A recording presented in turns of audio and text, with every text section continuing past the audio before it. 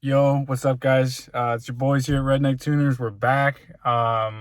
This video is going to be a little bit different today. I have a bunch of stuff that I've previously done with the car in the downtime that I've had with the car.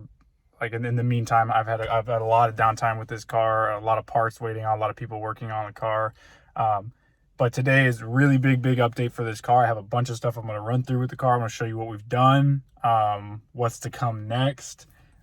It's really exciting, guys. I'm super stoked, and I'm just gonna walk you around a little bit. I'm gonna show you what parts I used and things like that, and yeah, so we'll get into it. I'm in the daily right now, and then we're gonna hop over to the 240. So the last thing you guys would have seen on this car is me doing the thermostat, water pump, all that stuff under the hood. Apologize for the wind noise. I didn't think it was gonna be this windy today, but I want to get this video out. So the very first big thing that we did on this car was the brakes, actually. I had zero brake pressure. I had nothing. When I rolled the car to try to stop it, when I pressed the pedal, it would literally just keep rolling. There was nothing. So I got the rotors resurfaced. I got new pads and everything.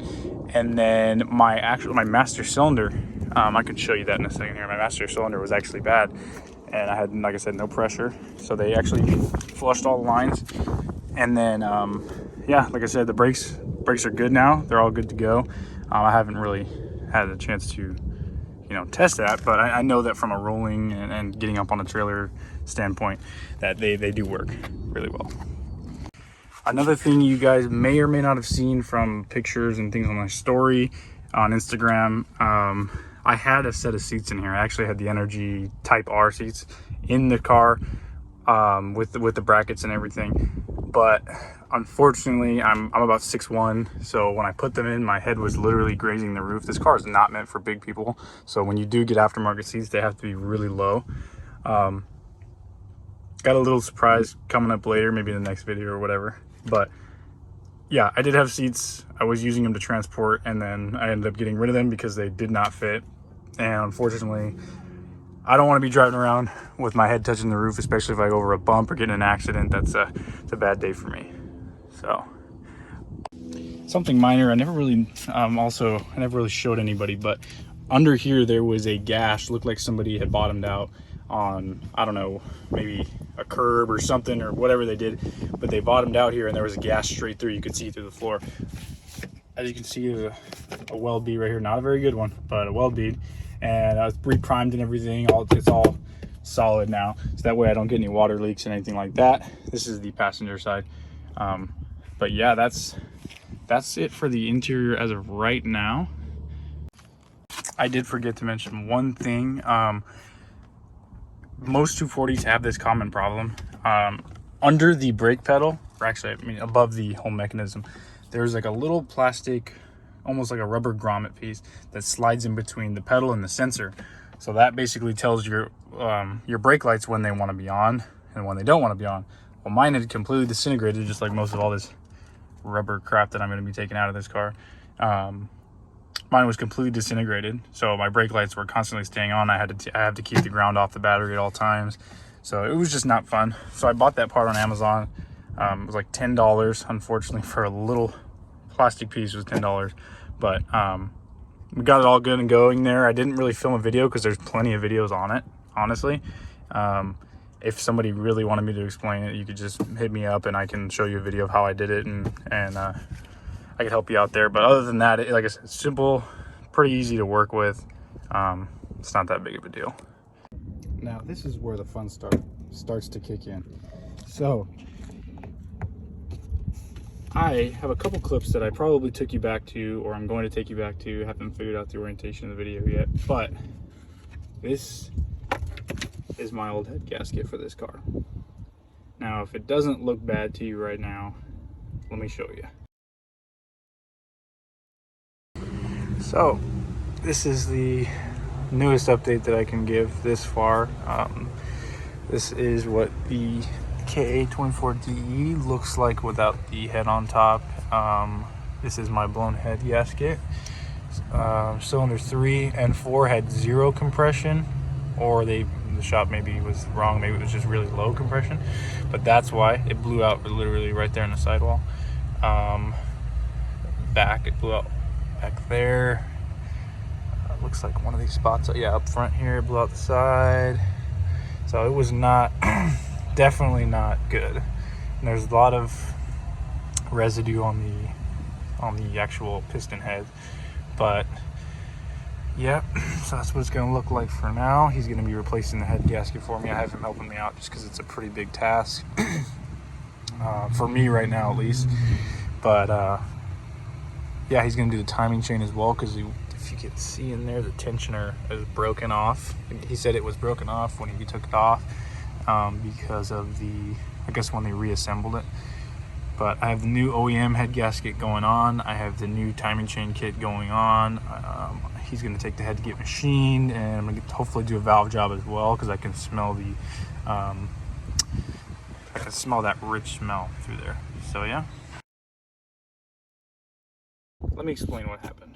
So I actually was going to do the full head gasket repair myself, but I ran out of tools, time, everything, all in the crunch time that I wanted this thing done. So I took it to a guy, not a shop. He was just a solo guy. We talked about it. I told him what I wanted in the car, and he tore the whole thing down for me, sent me a bunch of videos, pictures, and I went and looked at it a bunch of times and was making sure everything was going right. And it's put back together right now. But also, I'll get back to the car. This is my freaking graveyard for parts here. This is my old timing setup here. Valve cover gasket. These are your sprockets. I got my tensioners here, just for a little sneak peek right there. That is one of my tensioners. So he dove into the motor, took everything out, and he came out to find that obviously my head gasket was blown, which I knew, but my timing was screwed up. It wasn't on the right timing, and it was because of a broken tensioner. It actually jumped timing. I'm assuming that's what blew my head gasket. I'm assuming. We haven't quite figured that out yet, but that's what we're looking at right now. So I got a full timing kit, metal tensioners, as well as like just better parts, and I got new studs, obviously head studs. I wanted to go ARP, but they're on back order, so I actually went with Velcro, and I went with the OEM spec from Nissan head gasket, so it should hold up. I don't use those cheap gasket kit that comes with the head gasket. I only needed that for the intake, the exhaust, things like that. I don't trust that on a head gasket, and I don't think anybody else does. But yeah, so he put it all back together for me. It took a couple weeks. Unfortunately, I was out. That's why I was out of a lot of videos, and I was taking my time posting them, was because I didn't have the car to make any more content. But I have it now. It's put back together. When he gave it back to me, it would not stay on. It had a massive vacuum leak. I'd like to be able to show you, but it's so dark in there. Under the intake manifold is your Pcv valve. It's buried under there. He'd taken the head off, and when he pulled it off, the PC valve hose actually disintegrated, and he said he deleted them, blocked them off for like his Hondas and stuff, so he never did anything with it, which is shitty for my case because I needed it to be done, and it created a massive vacuum leak and the car would not stay on. So I had to pay a little bit more money to get some more hoses and to get them all put on. Intake manifold had to come all the way off, get new gaskets for that. But after that big, screw up, we actually got the car in decent shape. So I'm gonna cut away to that really quick. I'm gonna show you what's going on, and then I'll come back. So I don't know if it has enough juice, but we're gonna try it. If not, I have a jump box. But this is out of gear.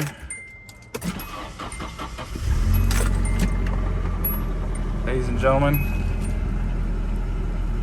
the 240 lives.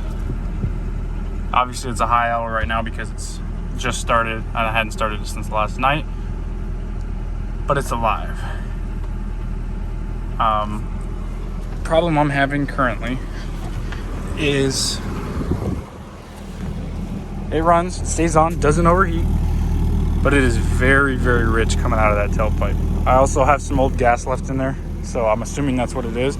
I'm going to eventually try to get some more gas, octane booster, mix them around, see if I can dilute it a little bit.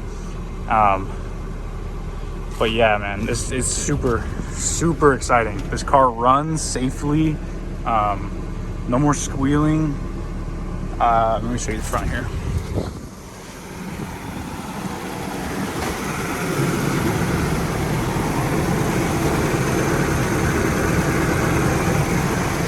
That's that new master cylinder I was telling you about. But yeah, man, this car is very close. Like I said, I don't have seats. I have not taken it for a test drive. You know, I normally would, but I really want to be safe with this car. Even though I'm in my neighborhood, I don't have any seats. I don't want to just throw a box or something and hope it's gonna hold up. So that's where I'm at right now, man. So let's see. I'll give you guys a little bit of a rev.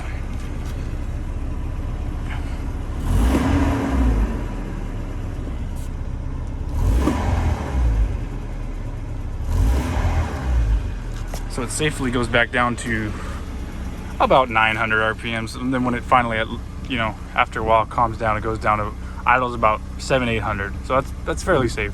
I'm okay with that for now. It probably could do with another tune-up now that it's in my hands again, but we'll see. That's what we're looking at right now, guys. Big updates coming, definitely coming for the videos.